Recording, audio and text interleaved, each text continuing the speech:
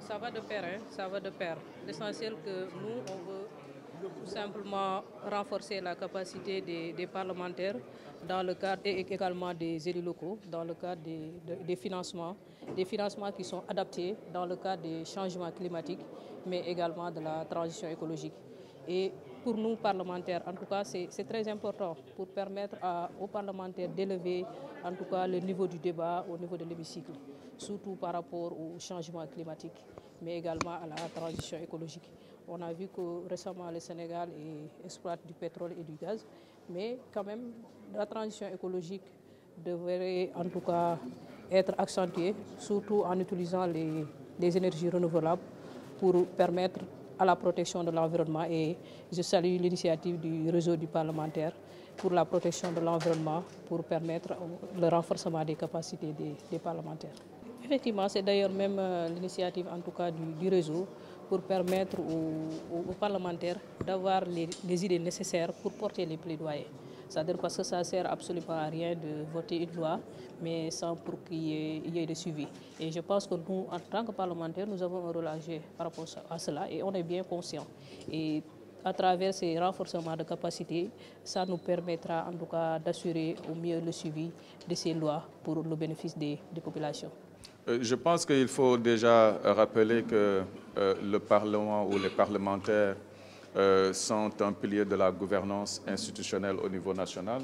Et d'autant plus que nous sommes en train de discuter de la transition juste et durable, on ne pouvait trouver meilleure partie prenante que, disons, les parlementaires qui ont besoin d'être davantage informés donc, du processus au niveau national, mais également d'être outillés. Actuellement, au niveau du Sénégal, nous avons une vision qui a été déjà définie, qui s'aligne aussi à la stratégie 2050, c'est-à-dire qu'en 2050, nous ayons un Sénégal prospère à travers une économie inclusive, résiliente et sobre en carbone.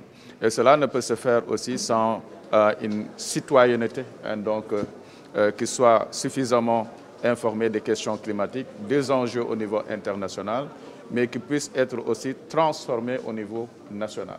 Déjà dans les politiques, mais également au niveau décentralisé. Parce que nous, ce que nous souhaitons davantage, c'est que cette question-là soit prise à bras le corps par toute la communauté. Parce qu'on ne peut pas interpeller les populations au niveau mondial à un changement de paradigme vers une société sobre en carbone et résilience sans qu'on ait une masse critique de citoyens donc, qui soient impliqués dans ce processus et mieux donc, qui soient informés donc, de la dynamique.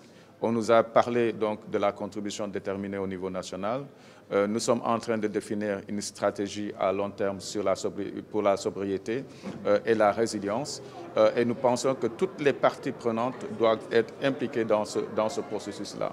Et parmi lesquelles parties prenantes, les parlementaires, donc d'où l'atelier ou l'activité que nous organisons aujourd'hui pour échanger sur les questions déjà du financement, l'accès au financement, échanger sur la question de l'adaptation, parce que l'adaptation aussi pour nous est une question importante qui est non seulement à l'agenda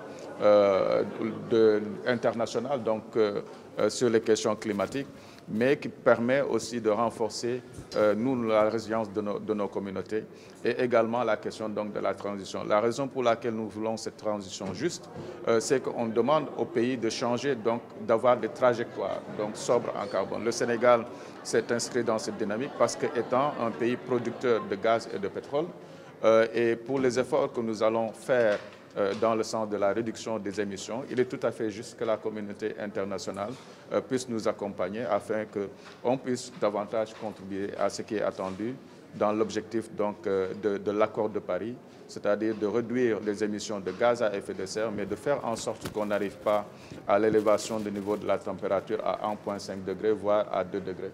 Donc c'est l'une des raisons pour lesquelles nous pensons que les personnes qui doivent être, disons, au premier plan, sont les parlementaires avec lesquels nous avons déjà commencé un processus qui est d'informer, et je pense que c'est la base de tout, et maintenant de les outiller pour qu'au moins dans la décision des budgets ou l'élaboration des projets, ils puissent avoir les éléments substantiels donc, pour pouvoir y répondre et de façon donc, effective. Je pense que c'est ce que nous attendons aussi d'eux, donc des parlementaires, que nous représentent au mieux que nous le souhaitons, pour qu'on ait quand même des lois qui nous permettent au moins de renforcer notre lutte contre les changements climatiques essentiellement. C'est vrai, le contexte géopolitique actuel avec le retrait donc, de l'aide des États-Unis sur beaucoup d'aspects, notamment des changements climatiques, est important. Mais je pense que c'est aux populations de se réadapter. Que quand on parle aussi de résilience, c'est d'aller puiser sur les ressources dont nous disposons essentiellement. Nous ne manquons pas de ressources. Maintenant, c'est de voir comment on va réorienter davantage ces ressources-là pour avoir plus d'impact. Parce que ce que je peux vous dire, entre autres, c'est que nous recevons des financements. Mais la question fondamentale par rapport au financement que nous recevons et les impacts que nous avons sur le terrain, il y a un gap fondamental.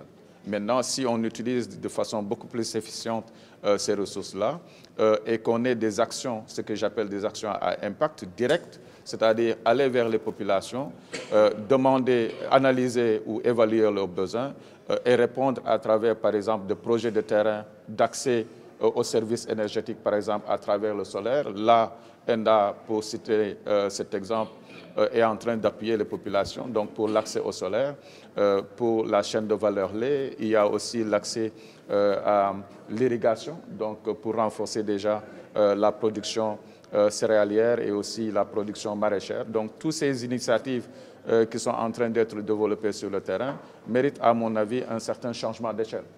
Mais plus on les démultiplie, plus on va contribuer davantage à la résilience des populations. Et c'est vers cette action directe-là qu'il faut aller. Donc je pense que c'est vrai, le contexte géopolitique n'est pas favorable, mais nous avons les éléments et les outils nécessaires pour nous adapter parce que nous avons les personnes, donc les populations qui sont disposées aussi à aller dans ce sens-là, pourvu qu'on oriente de façon efficiente les ressources qui sont disponibles. Merci beaucoup d'abord de l'initiative de ENDA et de la présence aussi donc de l'ensemble des parlementaires.